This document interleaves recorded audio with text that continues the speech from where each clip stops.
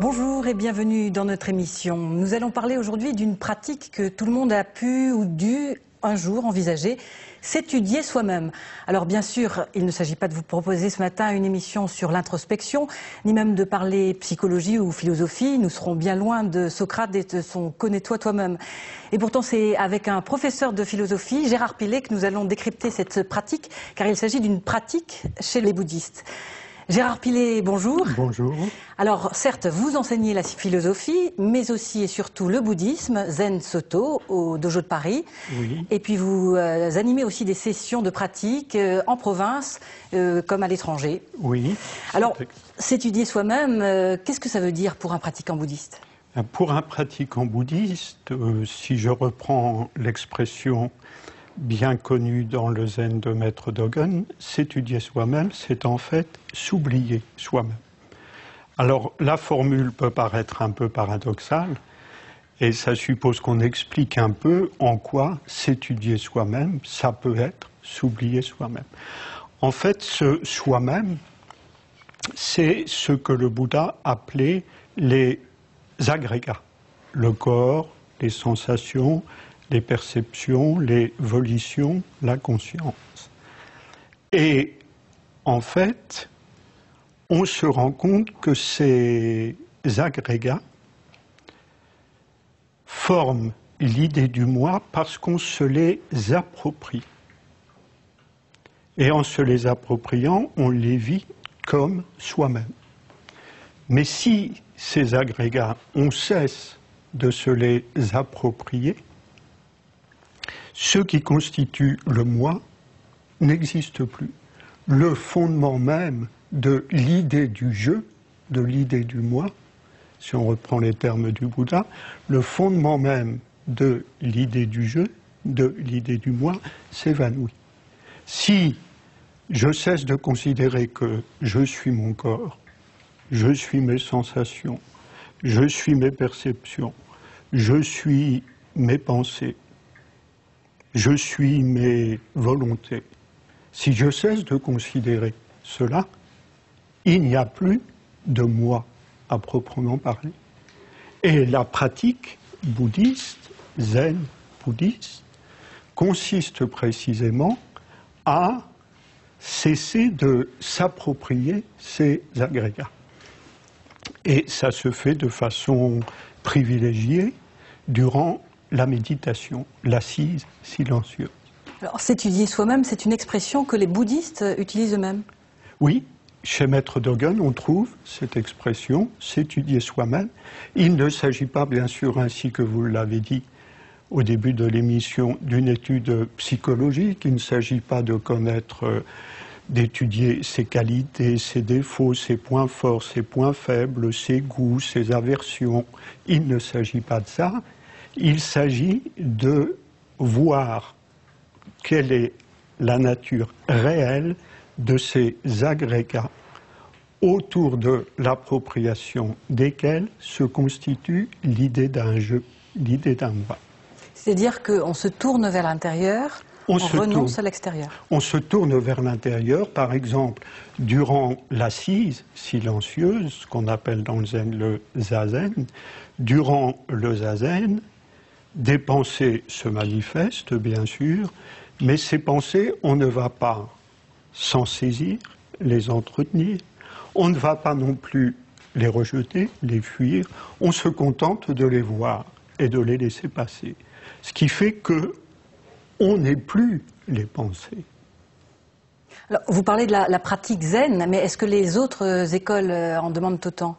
Je crois que dans les autres écoles, on a sensiblement le même type de démarche, parce qu'en fait, toutes les écoles du bouddhisme sont issues de l'enseignement du Bouddha, et dans l'enseignement du Bouddha, cet aspect est vraiment fondamental. Alors pourquoi s'étudier soi-même? Pourquoi s'étudier soi-même? Et d'abord, avant ça, les preuves pour lesquelles cette idée d'un moi est une illusion. Il y a deux preuves, d'après le Bouddha. La première preuve, c'est que, dit-il, si vraiment les agrégats c'était moi, je pourrais les contrôler. Par exemple, je pourrais dire à mon corps, faudrait que tu digères un peu plus vite, s'il te plaît, parce que j'ai du travail à faire, c'est un peu long la digestion aujourd'hui. Allez, plus vite. Ou je pourrais lui dire, ne vieillis pas si rapidement, j'aimerais vivre un peu plus longtemps, etc., etc. De même avec les pensées, je pourrais choisir les pensées qui surgissent. Or, ce n'est pas le cas. Les pensées, je ne peux pas les choisir. Elles viennent sans que je leur ai demandé de venir.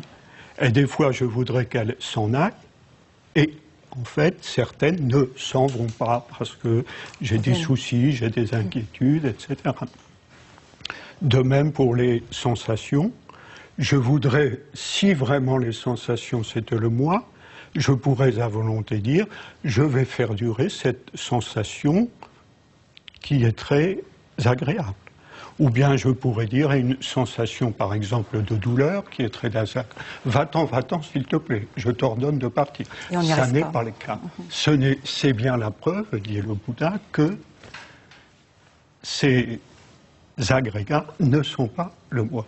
Et la seconde preuve qu'il donne, c'est que, dit-il, ces agrégats sont très impermanents.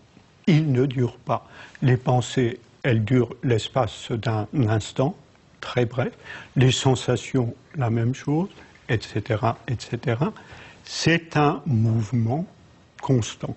Or, le soi-même, si on veut qu'il y ait un soi-même, il faut qu'il y ait identité, c'est-à-dire que les choses restent identiques. Or, il n'y a pas d'identité. Le moi, par exemple, si je considère que je suis un moi, le moi qui était celui de l'enfant, il n'existe plus. C'est un moi qui est mort. Alors, ça permet donc de prendre conscience de l'illusion du moi et donc par là de comprendre l'ordre universel des choses, en fait. Oui, de s'ouvrir à une sorte de dimension plus vaste de conscience. Et maintenant, j'en viens à votre question, mais pourquoi se défaire de cette illusion du moi? Parce qu'après tout, bon, on pourrait considérer qu'il n'y a pas lieu de s'en défaire. Mais si, il y a lieu de s'en défaire. Et pourquoi? Eh bien parce que tout d'abord, cette illusion du moi, c'est une idée fausse. Et pour le Bouddha, une idée fausse ne peut pas engendrer le bonheur à moyen terme ou à long terme, et ne peut pas engendrer non plus la liberté, la vraie liberté. C'est une première raison pour laquelle il faut se débarrasser de cette illusion. La deuxième raison, qui est importante aussi, c'est que cette illusion du moi génère de multiples autres illusions. Et la troisième raison, c'est que cette illusion du moi nous empêche d'entendre le dharma sans effroi. Parce que le dharma du Bouddha est centré sur l'au-delà du moi, si je me recroqueville sur mon moi, je ne serai pas à même de m'imprégner du dharma et de le comprendre. Alors, est-ce que c'est ce qu'on appelle l'anatman aussi? Voilà, l'anatman, c'est le fait qu'il n'existe pas de moi substantiel. Substantiel, c'est-à-dire il n'existe pas de moi permanent, ni de moi qui forme une entité propre, repliée sur elle-même. En effet, tout individu vit par interrelation avec l'environnement, les autres. Par exemple, si je vis ici et maintenant, c'est parce que je respire l'air qui est dans la pièce. Si je vis, c'est parce que j'absorbe la nourriture qui m'est donnée par la Terre, le cosmos. Ainsi, je ne suis pas une entité repliée sur elle-même, je suis la vastitude de l'univers. Alors, on a envie de savoir comment on peut faire pour parvenir à se détacher de l'illusion du moi. Oui. C'est probablement par la pratique. C'est par la pratique de la méditation, de l'assise. Pourquoi? Parce que durant cette pratique, on pratique déjà non-saisie, non-rejet. on ne se saisit de rien, on ne rejette rien. Mais qu'est-ce que ça veut dire la pratique pour un non-pratiquant, justement? Comment pour un non-pratiquant, cette pratique, eh bien, pour un non-pratiquant, on pourrait lui dire de regarder la statue de Bouddha, il en existe beaucoup, et cette statue de Bouddha, il y en a une qui est très très belle ici, cette statue de Bouddha, c'est tout à fait la statue de ce qu'on appelle Zazen. C'est la posture de la méditation, et c'est dans cette posture-là que le corps et l'esprit peuvent s'harmoniser et que l'esprit peut se détendre suffisamment pour cesser de s'approprier les agrégats et pour s'ouvrir à une dimension beaucoup plus vaste que celle du petit moi. Alors, entreprendre une pratique ou s'installer dans cette posture, on peut se demander si c'est accessible à tous. Bien, écoutez, je crois que c'est accessible à tous. Si on a de la patience, c'est la condition. Si on a de la patience, c'est pourquoi? Parce que nous, occidentaux, nous avons un corps qui est habitué à vivre sur une chaise, un corps qui est un peu durci. Alors, au début, la pratique n'est pas très confortable. Il faut bien dire les choses comme elles le sont. Au début, la posture n'est pas très confortable. Mais petit à petit, si on patiente, si on persévère, le corps s'habitue à cette posture et on commence à se sentir bien à l'aise dans cette posture. Et là, on s'y sent vraiment bien parce qu'on peut bien respirer, on est bien à l'aise dans son corps, on a trouvé son centre de gravité et tout va bien. J'ai rencontré auprès de Maître Deshimaru des pratiquants très jeunes, parfois des enfants, pas très souvent, mais quelquefois, et qui venaient très spontanément. Et j'ai rencontré aussi, je me souviens de cette vieille dame qui venait au dojo de Paris et qui a fait zazen pratiquement jusqu'à la fin de sa vie, et elle est morte à 88 ans. Vous voyez, comme quoi. Et cette femme, elle a commencé la pratique de zazen très tard dans sa vie.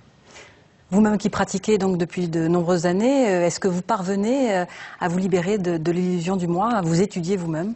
En tous les cas, je parviens à m'étudier moi-même et ça se fait de manière inconsciente durant l'assise, la méditation, parce que durant la méditation, si je suis un tant soit peu concentré sur ma pratique, nécessairement, je laisse passer ce qui se présente à moi.